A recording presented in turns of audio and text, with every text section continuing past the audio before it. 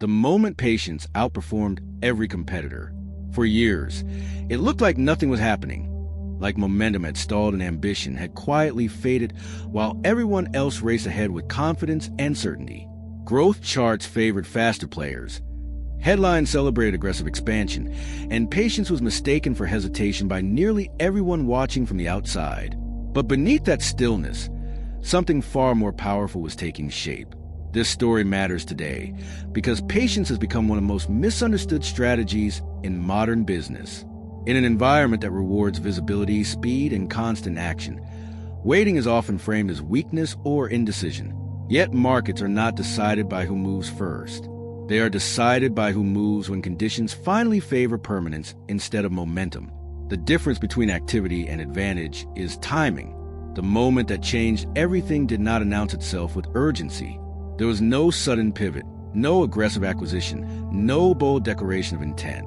Instead, a long period of restraint quietly ended, not because opportunity suddenly appeared, but because the environment had finally matured into something stable enough to exploit. While others were still reacting to short-term signals, one player recognized that the waiting phase had already done its work. For years, competitors had expanded into uncertainty, committing resources before outcomes were clear. They optimized for growth while absorbing complexity, locking themselves into paths that reduced flexibility with every passing quarter. Patience avoided those traps. It preserved clarity. It allowed weaknesses in other strategies to surface without cost. What made this moment decisive was contrast. When action finally came, it was not rushed. It was precise. Every move landed where competitors were least able to respond, because their earlier speed had already limited their options.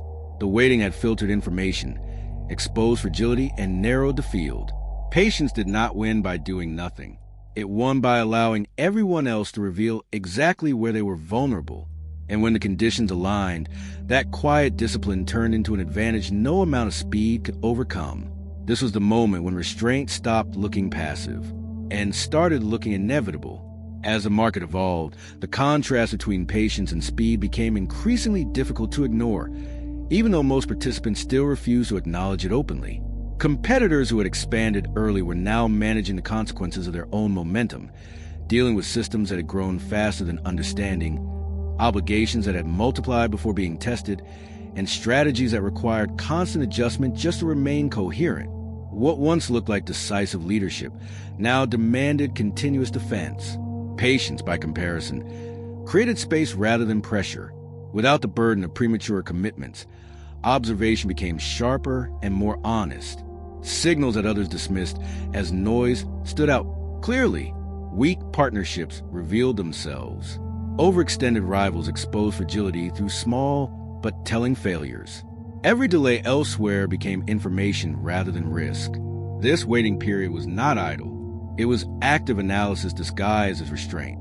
Scenarios were tested without cost. Outcomes were mapped without urgency. Instead of reacting to market sentiment, patience allowed strategy to form around structural realities that only time could uncover.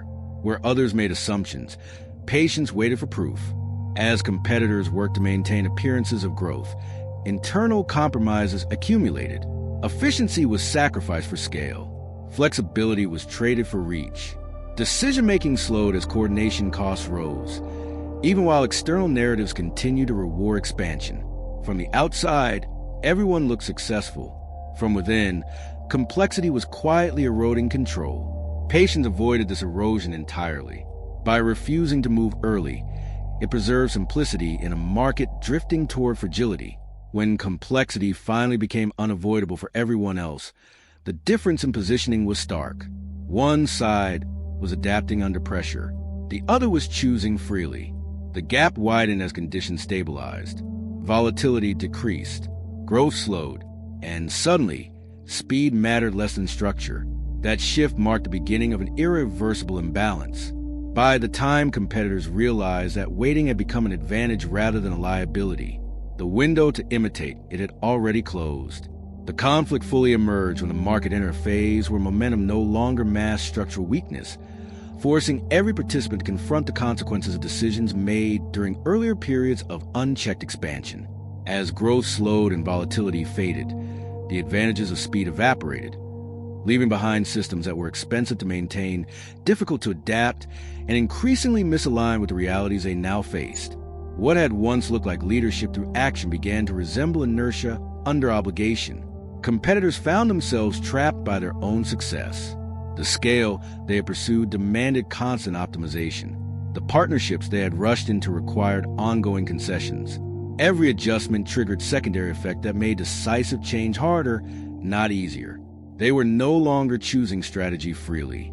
They were managing complexity they could not escape without destabilizing everything else. Meanwhile, patience reached its inflection point. With uncertainty resolved and information clarified, the waiting phase ended naturally rather than abruptly. The field had narrowed. Weak models had exposed themselves.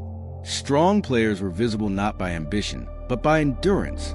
The landscape was finally stable enough to support moves that would last. This created an emotional divide across the industry. Those who had moved early felt pressure to justify past decisions in a future that no longer rewarded them. Those who had waited felt none of that weight. They were not protecting sunk costs. They were choosing from a position of clarity that others no longer had access to. Attempts to adjust strategy under these conditions were reactive and constrained. Restructuring required negotiation. Exits required explanation. Every change carried reputational and operational risk. The very speed that once felt like an advantage now worked against adaptation. The patient strategy, by contrast, encountered no resistance. It moved into spaces others could no longer reach without conflict. It negotiated from strength because it had not committed prematurely. Every action landed cleanly, not because it was aggressive, but because it arrived at a moment when alternatives had already disappeared. This was the true build-up toward the emotional peak, not a clash of ideas, but a collision between freedom and obligation, between those still choosing their future and those already bound to one. And as the market settled into its new equilibrium, the advantage created by patience became undeniable, irreversible, and impossible to replicate. The climax arrived without spectacle, without urgency, and without resistance, because by the time patience finally moved, the market had already removed every meaningful alternative. What looked sudden from the outside was simply the release of pressure that had been building for years, the moment when accumulated clarity turned into decisive action that no competitor was structurally positioned to counter. Those who had expanded early could see what was happening, but recognition did not translate into response. Their systems were too complex to pivot quickly. Their commitments were too deep to unwind without damage.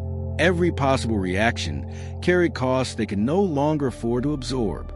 Speed, once a defining advantage, offered no help in a phase where structure mattered more than motion. Patience, meanwhile, encountered no friction.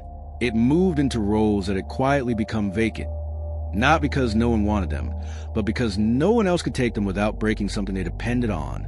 The market accepted these moves almost effortlessly because they solved problems rather than created them, filling gaps left by years of overextension elsewhere. What became undeniable in that moment was the nature of real advantage. It was not foresight alone. It was the ability to wait without weakening, to observe without committing, and to preserve simplicity while others accumulated fragility. Patience had allowed time to perform its most valuable function. It had filtered reality. As outcomes settled, the difference in positioning felt permanent. One side adjusted expectations downward, managing decline, negotiating constraints, and explaining limits. The other shaped direction quietly, not by overpowering competitors, but by arriving when resistance was structurally impossible. This is why patience outperformed everyone else. Not because it avoided risk forever, but because it chose when risk would finally be asymmetric, when upside was clear and downside had already been absorbed by others. By the time the move was visible, the work had already been done. In modern markets, speed captures attention, but patience captures inevitability. And once inevitability takes hold, outcomes stop feeling competitive. They start feeling obvious. What looked like waiting was preparation. What looked like stillness was discipline. And when the moment arrived, patience didn't just win, it closed the game. The moment